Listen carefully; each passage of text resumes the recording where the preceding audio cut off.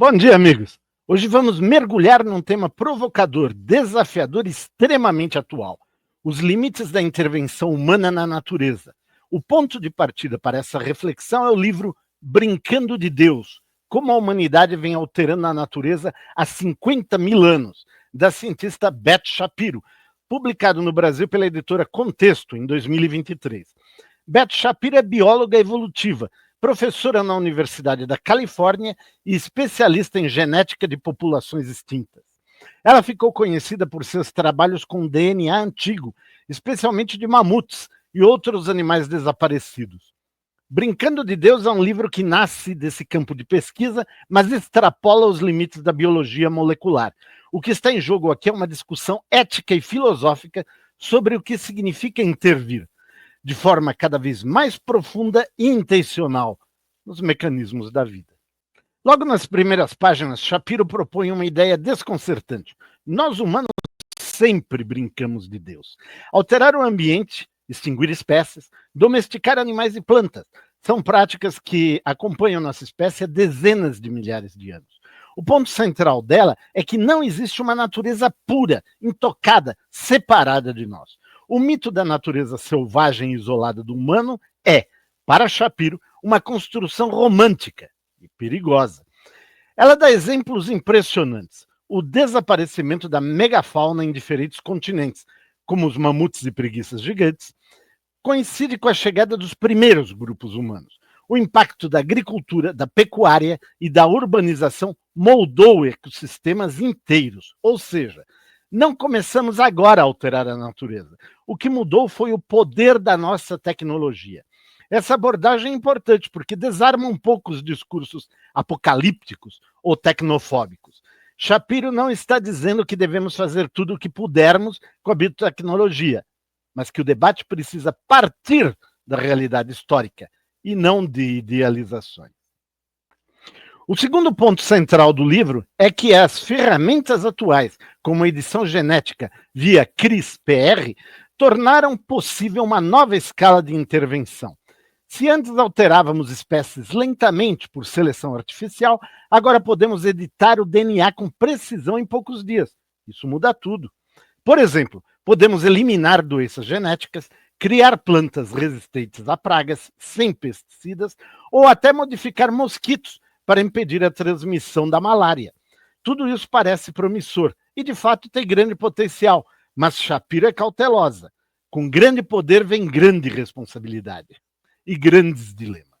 Ela dedica capítulos inteiros a discutir se devemos ou não editar o genoma de embriões humanos ou criar animais com características específicas, o que nos impede de criar um novo tipo de eugenia, onde apenas certos padrões genéticos sejam valorizados.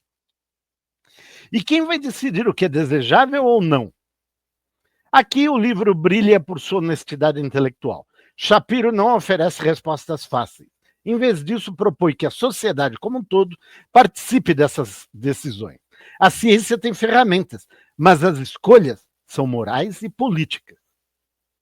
Um dos temas mais fascinantes e controversos do livro é a ideia de desextinção. A proposta de trazer espécies extintas de volta à vida parece saída de um filme de ficção científica, como Jurassic Park, mas Shapiro explica com clareza que a desextinção, como entendida pela ciência atual, não significa ressuscitar uma espécie exatamente como era. O que tenta fazer é modificar o DNA de uma espécie viva próxima, por exemplo, o elefante asiático, para que tenha características da espécie extinta, como o mamute. Isso pode ter aplicações ecológicas interessantes. Em teoria, um animal parecido com o mamute poderia ajudar a restaurar ecossistemas árticos, pisoteando a neve e mantendo o permafrost congelado, o que contribuiria para o combate ao aquecimento global. Porém, Shapiro alerta para as dificuldades práticas e éticas envolvidas. Para começar, recriar um animal extinto não é o mesmo que restaurar seu habitat.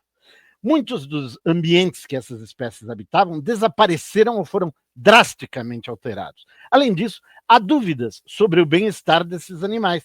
Seriam saudáveis? Conseguiriam viver em liberdade? Seriam socialmente integrados a outros da mesma espécie? Outro problema levantado é o risco de desviar a atenção e recursos da conservação de espécies ameaçadas que ainda existem. Reviver o dodô pode parecer emocionante, mas será que isso é mais urgente do que proteger aves em risco real agora? Shapiro reconhece o fascínio popular pela desextinção, mas convida o leitor a pensar em termos de função ecológica e não nostalgia genética. O que importa, segundo ela, é restaurar ecossistemas, não reviver o passado por vaidade científica.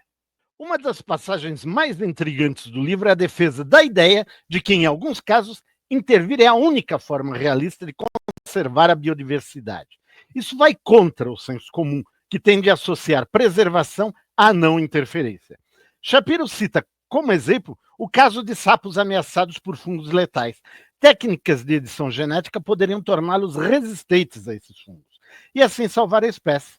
Algo semelhante pode ser feito com árvores como o castanheiro americano, dizimado por uma praga. O argumento aqui é que a natureza está mudando tão rápido, e em parte por ação humana, que preservar como era antes pode não ser mais possível. Ou seja, se queremos salvar espécies, talvez seja preciso adaptá-las.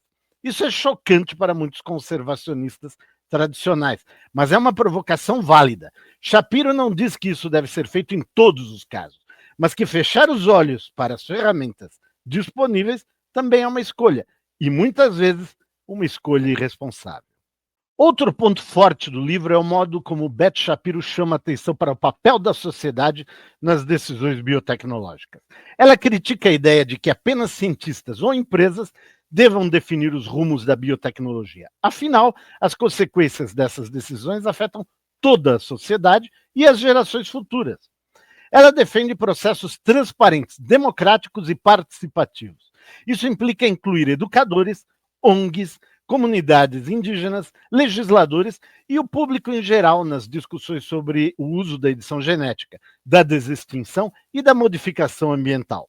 Essa abordagem contrasta com muitos projetos tecnocientíficos que ocorrem hoje sem diálogo público. Shapiro lembra que o medo da ciência, muitas vezes, nasce da falta de informação e da ausência de escuta. E é o papel dos cientistas, como ela mesma, explicar, ouvir críticas e ajustar os rumos. Brincando de Deus é uma leitura obrigatória para quem se interessa por biotecnologia, ecologia, filosofia da ciência e bioética. O texto é acessível, mesmo quando trata de temas complexos. A linguagem é envolvente, muitas vezes bem-humorada e sempre clara. Mas o que torna o livro realmente importante é a sua postura equilibrada. Ao mesmo tempo em que defende o potencial das novas tecnologias, alerta para seus perigos e dilemas éticos. A visão de Shapiro é de que o futuro da vida depende não só do que somos capazes de fazer tecnicamente, mas da forma como escolhemos fazer. Intervir na natureza não é mais uma opção, já fazemos isso o tempo todo. A questão é se vamos fazer com responsabilidade, com justiça e com consciência dos impactos a longo prazo. Em tempos de mudanças climáticas aceleradas, perda de biodiversidade e de desigualdades globais, Brincando de Deus oferece uma contribuição urgente e lúcida para o debate sobre o futuro da vida e da própria humanidade. Não custa pensar, mas custa ficar sem saber. Inscreva-se agora e descubra algo novo, todo dia.